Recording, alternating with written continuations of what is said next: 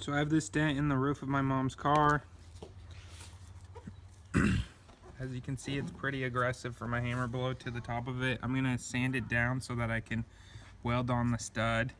I'm using 80 grit and then a finer 80 grit. I don't know why they both say they're 80 grit because this is way sharper. So I'm gonna sand it down to bare metal and then I'm gonna hit it with the spot welder and pull this dent out. Okay, so I got the stud welded on. I'm gonna try to show you guys how aggressive this dent is. So see, it's coming out some.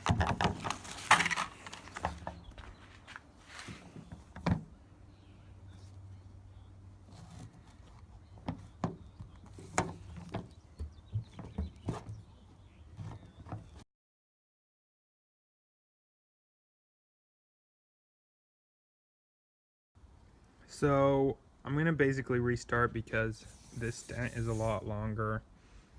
I kind of went in pretty cocky. So what I'm gonna do, the dent is out a lot more than it was. It's still pretty much there.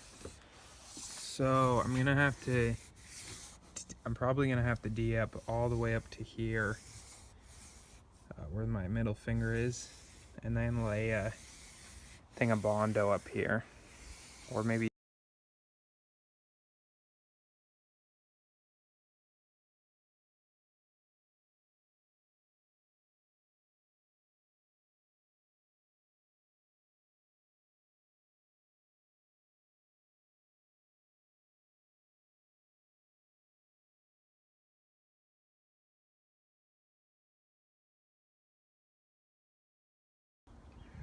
So I just casually pulled up on all them. I don't know why I used the word casually, but just lightly. Try not to develop high spots in all these because you can see where I've used studs previously. It's kind of the annoying thing about using the stud welder. It's really hard to control the right amount and not over pull it. That's why you use this hammer that conveniently dropped on the ground to knock down the high spots. And try to get more of an even pattern. You can also go with the other side or any of these other parts. This is just a Harbor Freight one. It's only a couple hundred, or not a couple hundred, like 30 or 40 bucks. So we're kind of pretty much to the point where I think I'm just gonna Bondo the rest of it. I'm gonna see what else I can do, but for the most part, in comparison to where I started out, it looks like the dent is out, so I'm happy about that.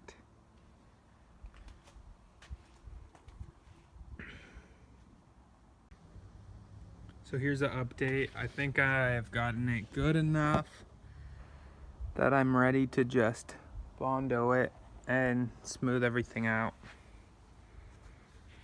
Knock down a little bit of it. I'm gonna grind this down, but for the most part it should be good. So I've grinded it down. It's red, or not grinded it. I used the DA with like an 80 grit, the softer one. It's ready. I'm not gonna spray this whole top. I'm just gonna spray the little patch, and it's gonna be a weird, awkward little patch where it doesn't match. But I mean, the car has like 200,000 plus miles on it. It's not super clean. Dent.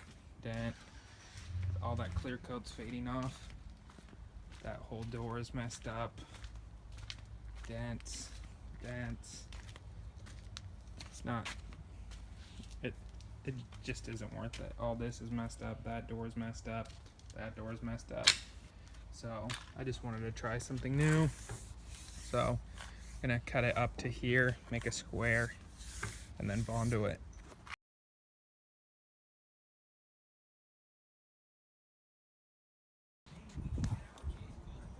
So I've laid the Bondo on. It took 2 coats. It's really hot out today, and this is black paint, so it dried very, very, very fast. So this is what it looks like. I've used a method like this, kind of just keeping it straight and going that way, trying to block off the zone in which I don't want to paint. So that's how that looks like. I'm gonna shoot it with some primer now, and then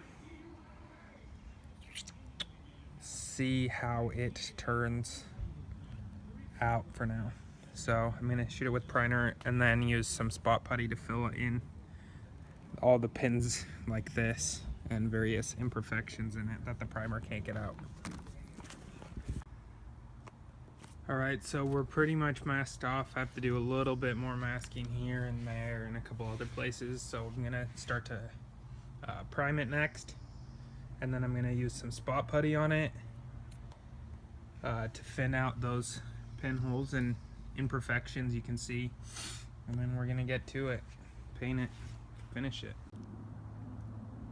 So now I've got to the point where I primed the roof, and then I put on some spot putty. I used a 2-part spot putty. It's this halftime. It's made by Valspar or Valspar, however you want to say that. And then here's the 2-part. So it's kind of just like mixing Bondo. It's really hot. It's like 80 or 90 degrees today. So I kept over mixing it because I'm used to doing body work in like 50-degree weather. And just make sure whenever you are doing something like this, you knead it so that all the chemicals inside of it start to bond to each other and really start working. So going back to here, what I'm gonna do is I'm gonna sand this down and look, see what the imperfections are. We kind of had a roll, like a lip developing here, so that's why I kind of did this. As you guys can see, it looks terrible because it dried super fast, but the whole point of this spot putty is it sands a lot easier. So I'm gonna hit it with I think this is like a 150 and then the 230 and sand it down. A good tip for you guys, always save your sandpaper for like later use. Just put it in a box somewhere, put all of it, because when you're doing the first cuts on stuff like this, shitty old sandpaper is nice to have because it just kind of absorbs the sandpaper and ruins it. So you never want to use a fresh coat on something like that. So I'm gonna get into it. Make sure when you're sanding, a good way to do it is kind of like this to change the pattern. So I put a light coat on it to prime it. This is just the first round. I'm hoping some of these imperfections will fill in, as you can still see them, so I know it's not going to magically come out when the paint is used. Like these. Let's see if it will focus.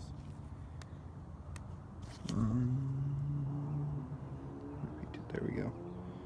These cracks. I think that's more just the paint over any. Alright, so it's all sanded down now.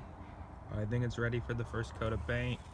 I'm using a duplicolor one. It probably won't look the best. I'm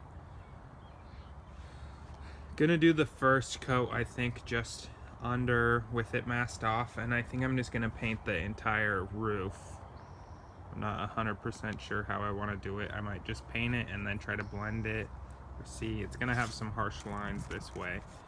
So for now, I'm just gonna paint it to get the base on, see how close it is, see if I like it or if I have to go do some more prep work. The prep work looks decent, so I'm gonna give it a spray. So at this point, it's done. It doesn't really look as good as I was hoping. There's a lot of imperfections in it, like those pinholes right here, that it's all very visible.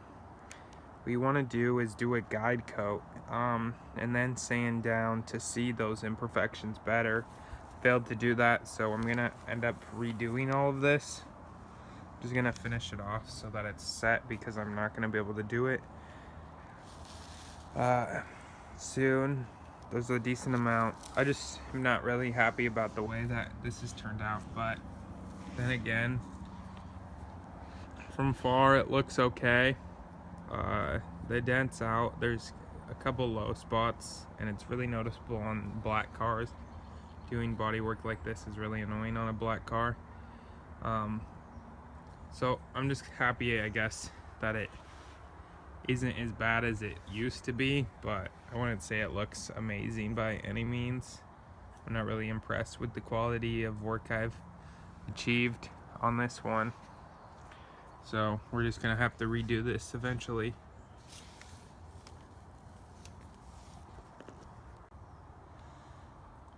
So I just sprayed on the clear coat. Obviously it's not the way I want it to look. Has a lot of imperfections in it, and it rolls kind of strange. As you guys can maybe see, if I pull back, it might be a little bit easier to see that it's not perfect, but that's kind of the way the car is. It's very imperfect. Like that. There's two up here. Dent. So, I mean, I think it's just the way this car is. So, I'm not too concerned. But next time I want it to be a lot more perfect. So I'll probably likely do this again. I'll show you the end product once it dries. I might do one more coat, because the last way is going to be the way it looks, and there is kind of a spot here. Kind of see it. Looks okay for, I mean, the amount of time I put into it. It looks okay, and it's shooting with guns. A lot of orange peel, obviously, but what can you do? Just work slower.